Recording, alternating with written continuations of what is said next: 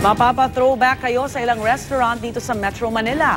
Bukod kasi sa masasarap na pagkain, tampok din dito ang iba't ibang koleksyon at memorabilia. Silipin ang mga yan sa report na ito. Good morning mga kapuso! Naku, type niyo bang balikan yung mga retro days? Katulad ko, parang talagang emote na emote ako doon sa mga medyo lumang mga kanta na ba. Naku, etong episode na to, samahan niyo naman ako, kakaibang pamamasyal dito dahil wow, we'll turn back time.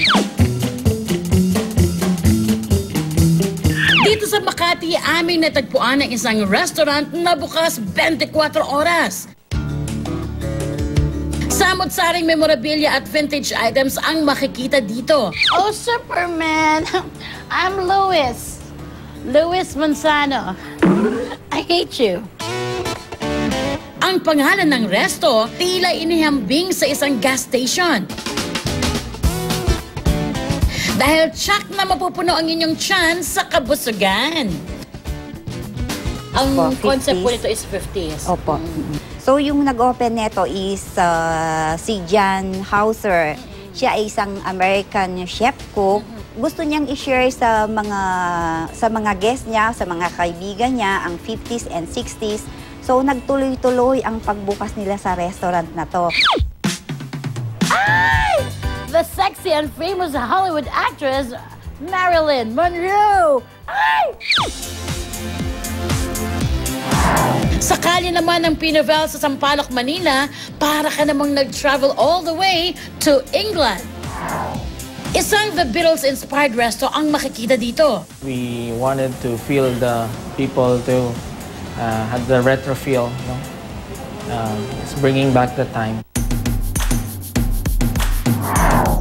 Ibinibida nila ang kanilang black cheeseburger, spaghetti al pesto, at porterhouse steak.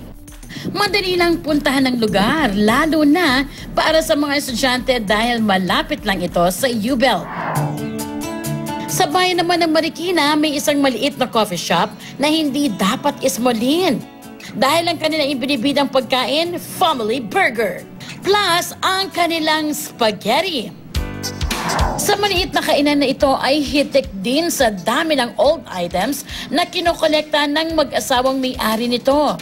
Kapansin-pansin din ang isang malaking painting at picture ni King of Rock and Roll, Elvis Presley.